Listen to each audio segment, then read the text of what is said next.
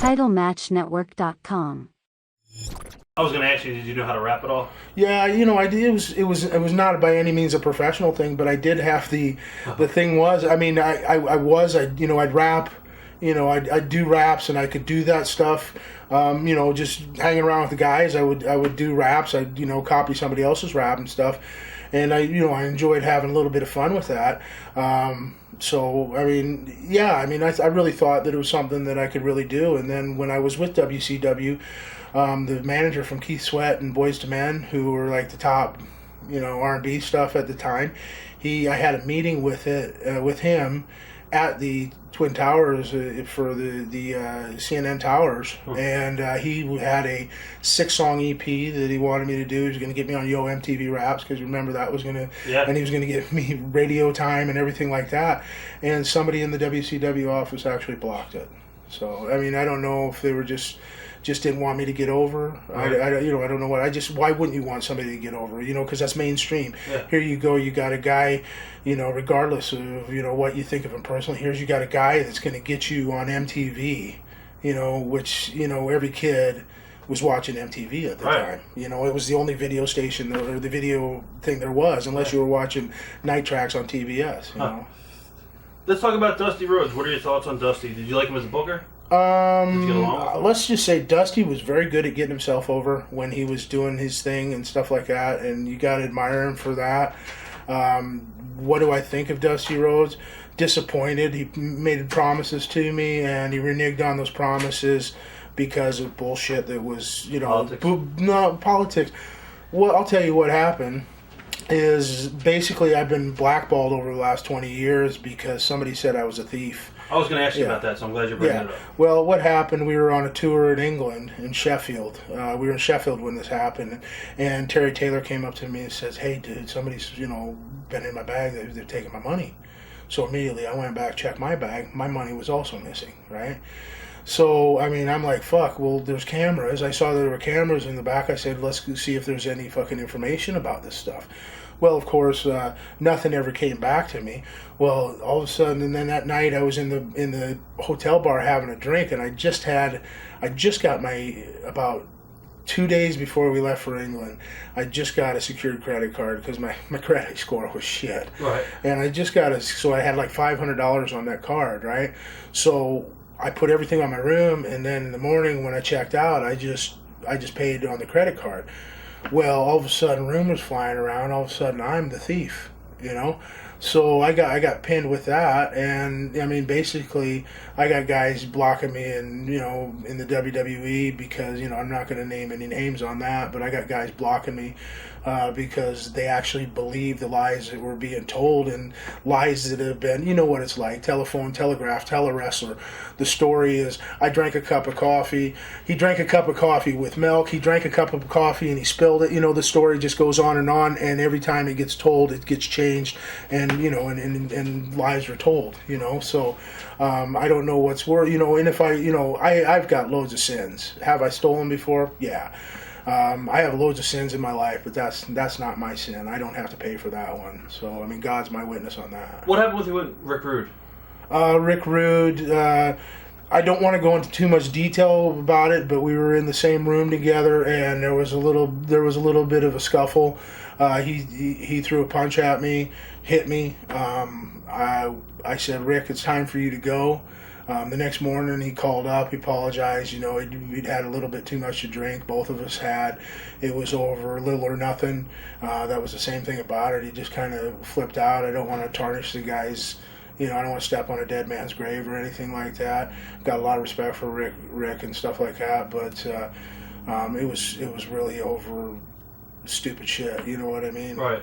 So. Did they do an angle or something like that with Mr. Hughes? There was an angle that was starting with Mr. Hughes, and just because I had the black eye, it kind of worked in there, but the angle went nowhere because we did the Starrcade a couple of days later, and Ron Simmons slammed me, and it was an accident, but when he slammed me, I was right by the rope, and my top foot got caught on the rope, and it basically pulled my hip out, and my hip was dislocated, so I was out of action for a little while. So, what do you remember of Jim Herd? Jim Herd, not much. He was a puppet. You know what I mean? He was just a puppet. Yeah. And when Dusty got in there, Dusty kind of controlled Jim for the most part, and then Kid Fry was another clown. You got to work with Steve Austin when he was just coming up in the business. What do you remember working with Steve? Steve was talented back then. Everybody knew he was gonna be a big star, and it's just he's a guy who basically deserved a break, and I'm just happy. I'm happy he got it. You know what I mean? I don't begrudge anybody getting a break like that, and I think as far as his gimmick goes, he was in the right place at the right time, which is where everybody should be when they get that opportunity. And it was great because who doesn't want to hit their boss? Who doesn't want to Yeah. It's just, I mean, it was the perfect gimmick, and he suited it. And I mean, throughout all the years of professional wrestling, people have tried to do that lone wolf gimmick, and he's the only one who's really ever succeeded at it. So. Who would you travel with back then in WCW? Different guys. I would be with the Smoking Guns. I liked the Armstrongs. They were great to travel with, or Ricky Morton, or Robert Gibson, Matt Bourne, Scott Hall, or Diamond Dallas Page. A bunch of different crews. It depends on who you were on the road with, right?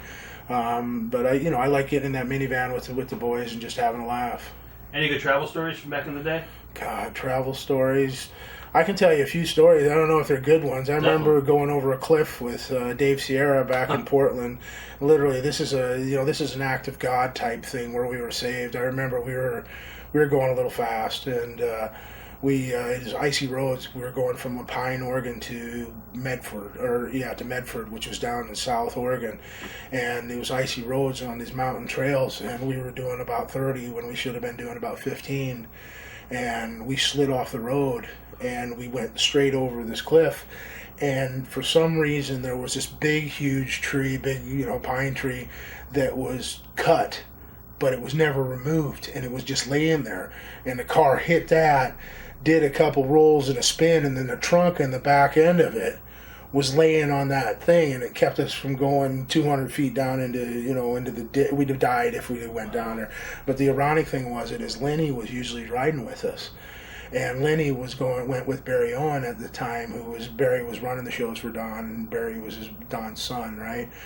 And we ended up the trunk and the back seat were crushed on this big tree, and I would have been in the back seat had Lenny been there, and I'd have been dead for sure.